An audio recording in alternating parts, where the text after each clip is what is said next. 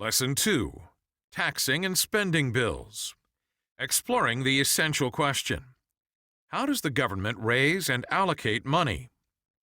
No taxation without representation was one of the battle cries of the American Revolution. More than 200 years later, tax policy still generates controversy. What taxes do you and your family pay? What do your tax dollars pay for? Why is taxation necessary? Do you trust your representative to make decisions about taxing and spending your money?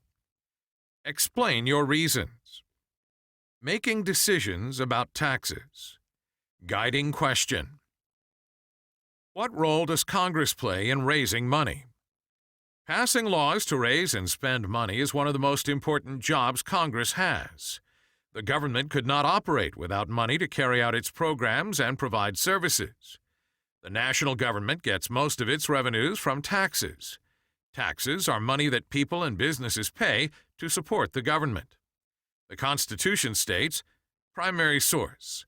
The Congress shall have the power to lay and collect taxes, duties, imposts, and excises, to pay the debts and provide for the common defense and general welfare of the United States. Article 1, Section 8. House power over revenue bills.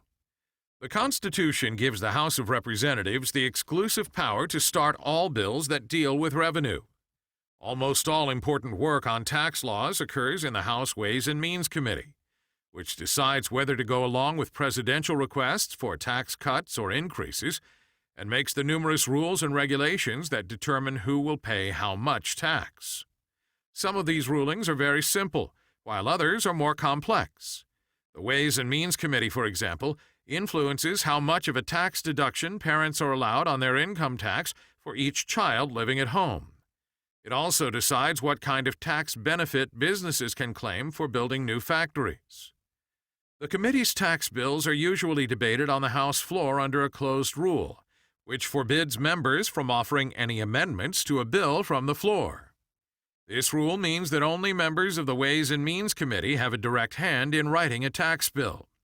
Regardless of political party, supporters of a bill prefer a closed rule in order to speed the bill to passage. By contrast, opponents want an open rule, which permits floor debate and the addition of amendments to the bill. Such debate and amendments give opponents the chance to stop a bill or weaken its chances of success. In recent Congresses, the leaders of both parties have brought almost every tax measure to the floor under closed or effectively closed rules. Other House members have largely accepted this procedure on tax bills for several reasons. House leaders claim that tax bills are too complicated to be easily understood outside the committee, and that tax legislation is often controversial and usually involves highly complex deals arranged between the Ways and Means Committee and powerful special interest groups. Representatives who were not part of crafting these deals could upset them with floor amendments that derail the legislation. Such members might also come under great pressure from powerful special interest groups. The Senate role in tax laws. All tax bills start in the House. Article 1, Section 7 of the Constitution, however, says the Senate may propose amendments. This provision gives the Senate the authority to amend tax bills passed by the House, which is why many people view the Senate as the place where special interest groups are able to get tax provisions they oppose taken out of a House bill. In the Senate, the Committee on Finance has primary responsibility for tax matters. Like the House Ways and Means Committee, this committee is exceptionally powerful. Although the Senate Finance Committee has subcommittees, the full committee does most of the work. This makes the committee chair an extremely important figure. In the Senate, no closed rule exists, and tax bills often do become collections of amendments. Similar to appropriations bills, many tax bills become magnets for amendments dealing with particular interests in the member states. Reading progress check. Understanding relationships. What role does the House of Representatives play in proposing revenue bills? What role does the Senate play? Spending money. Guiding question. What role does Congress play in spending money? Besides passing revenue bills, Congress has another important power over government spending. The power of appropriation or approval of government spending belongs to Congress. In Article 1, Section 9, the Constitution states, "No money shall be drawn from the Treasury, but in consequence of appropriations made by law." Thus, Congress must pass laws to appropriate money for the federal government. Congress must approve spending before the departments and agencies of the executive branch can actually spend money. How Congress appropriates money. Congress follows a two-step procedure in appropriating money: an authorization bill and an appropriations bill. Suppose Congress considers a bill to build recreational facilities in inner cities. The first step in the legislative process is an authorization bill, which sets up a federal program and specifies how much money can be used for it. For example, the law has a provision limiting the amount of money that can be spent to $30 million per year. The recreation bill also states that the Department of Housing and Urban Development, HUD, will administer the program. HUD, however, does not yet actually have any money to carry out the program. The second step in the appropriations process comes when HUD requests that Congress provide the $30 million it authorized. Congress does this with an appropriations bill, a legislative grant of money to pay for a government program. Appropriations committees decide how much to actually give an agency or program. HUD's request for the $30 million will be only one small item in the multi-billion-dollar budget HUD will send to Congress for that year. HUD's budget, in turn, will be part of the President's total annual budget for the executive branch. Each year, the President presents a proposed budget to Congress. The Appropriations Committees create their own appropriations bills. Congress might decide to grant HUD only $15 million to carry out the building program. In the following year, HUD would need to request another appropriation in order to continue the program. During Congress, when the majorities in the House and Senate are controlled by different parties, the two may not be able to agree on appropriations bills. The alternative is for Congress to pass continuing resolutions that will keep the government open and operating under previous levels of appropriations.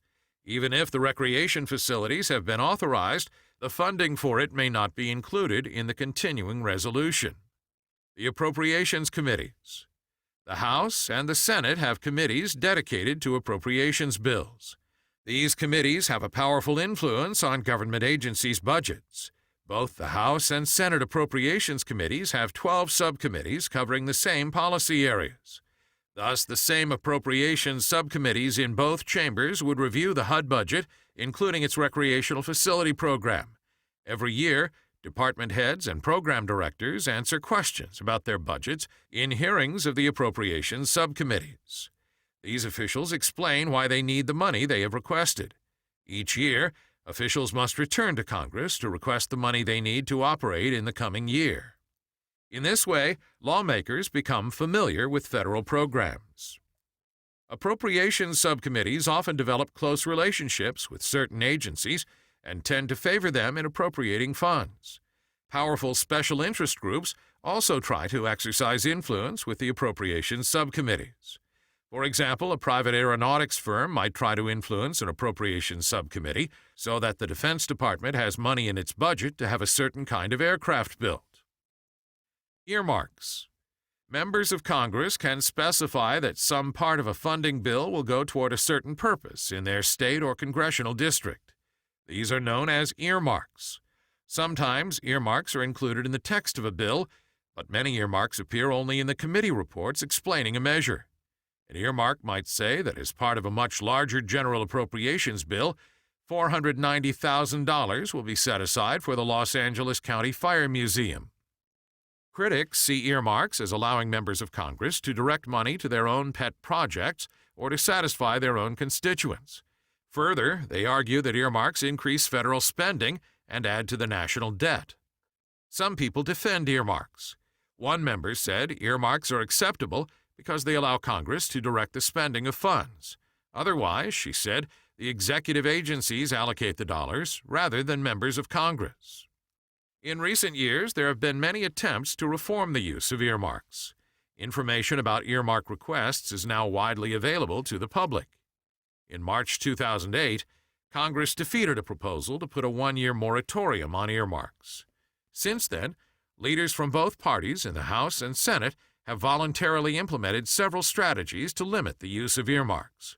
For example, starting with the 110th Congress, lawmakers have been required to post all earmark requests on their websites and sign a letter, then put online, stating they and their spouse have no financial interest in their earmark request. Uncontrollable expenditures. The House and Senate Appropriations Committees do not have a voice in all current spending of the federal government. Earlier legislation, such as the laws establishing Medicare, represents about 70% of federal spending each year. Since the government is already committed to these expenditures, neither the President nor the Congress can alter them without a change in the law. Economists call these expenses uncontrollables. Such required spending includes interest on the national debt and federal contracts that are already in force. Some of these expenditures are known as entitlements because they are social programs that entitle individuals to a certain program or monetary benefits.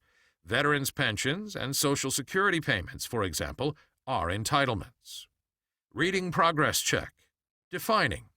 What is an Appropriations Committee? How does it relate to Congress's role in spending money?